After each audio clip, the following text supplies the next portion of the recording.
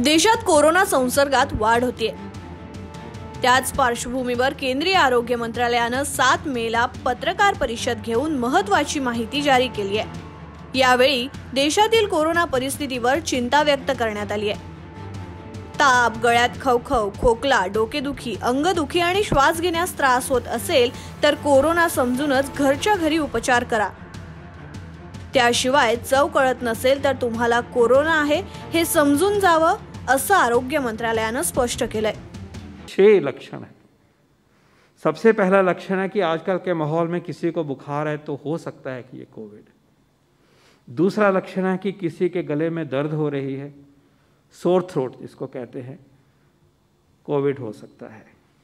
तीसरा, ऊपर जाइए, खांसी, कफ, कोविड हो सकता है। चौथा, सर में दर्द है, या नीचे आइए, बॉडी एक, बदन में दर्द है, अकेला भी हो, कोविड हो सकता है। और उसके बाद सांस लेने में दिक्कत हो, साइड में देखेंगे, ब्रेथलेसनेस, ब्रीदिंग डिफिकल्टी, तो ये कोविड हो सकता है।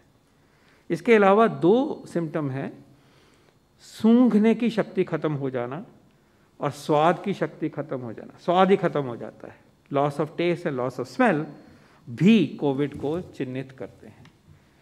इनमें से कुछ भी हो तो आजकल के माहौल में लेके चलिए कि शायद ये कोविड ना हो, और अज्यूम करके चलते हैं कि कोविड है जब तक कि सॉर्ट आउट नहीं होता। केंद्रीय आरोग्य विभागानं पत्रकार परिषदेद्वारे महत्त्वाची माहिती जनतेच्या समोर ठेवली आहे। त्यात प्रामुख्यानं कोरोनाची लक्षणं आढळल्यास काय करावं, कोणते उपचार घ्यावेत हे सांगण्यात आले। केंद्रीय आरोग्य विभाग काय म्हणतं तेही समजून घेऊयात। कोरोना लक्षणं आढळल्यास तात्काळ स्वतःला क्वारंटाईन करा। त्यानंतर लगेच कोरोनाची चाचणी करून घ्या। चाचणी अहवाल यायला उशीर होत असेल तर कोरोना समजूनच उपचार सुरू करा। जर ऑक्सिजन लेव्हल कमी होत असेल तर तातडीनं उपचार घ्या। तुम्हाला कोरोनाची लक्षणं आहेत किंवा कोरोना संक्रमित असाल तर घरीच विलगीकरणात राहा। सरकारनं ज्या ठिकाणी कोविड सेंटर सुरू केले आहेत त्या ठिकाणी जाऊन उपचार घ्या। तसेच आसपास साफसफाई ठेवा। विलगीकरणात राहताना होम केअर सर्वात महत्त्वाची आहे। तसेच होम आयसोलेशन मध्ये असणाऱ्यांनी मास्क वापरणं गरजेचं आहे। बाधित व्यक्तीनं सर्जिकल मास्क किंवा N95 मास्क वापरला तर अधिक चांगलं राहील।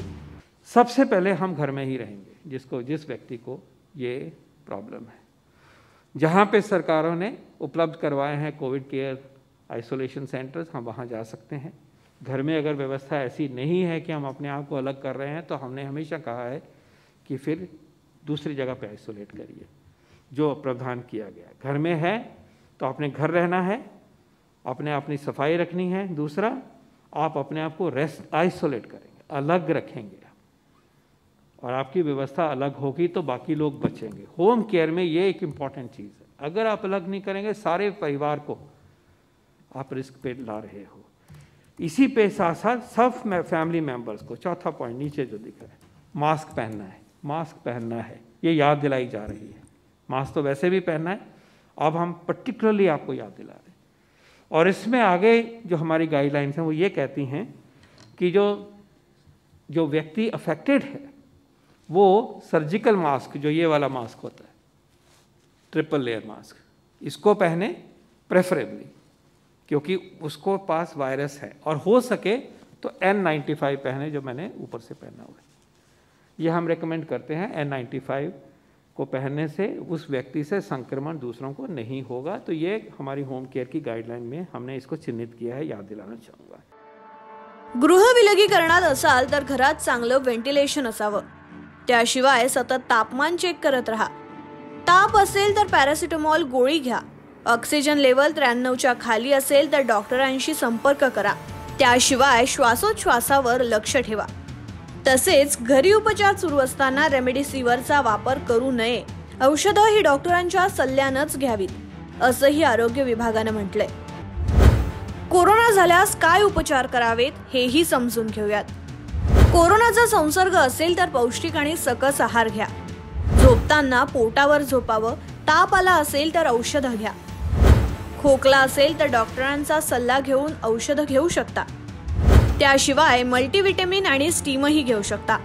सध्या देशातील आरोग्य यंत्रणांवरील ताण वाढत चाललाय। ऑक्सिजन आणि बेड अभावी अनेकांचा मृत्यू होतोय। अशा कठीण परिस्थितीत आपापल्या परीनं काळजी घेणं गरजेचं आहे. केंद्रीय आरोग्य मंत्रालयानं दिलेली माहिती आणि सूचनांमुळे आरोग्य यंत्रणेवरील ताण कमी होऊ शकतो. Bureau report, TV9 digital.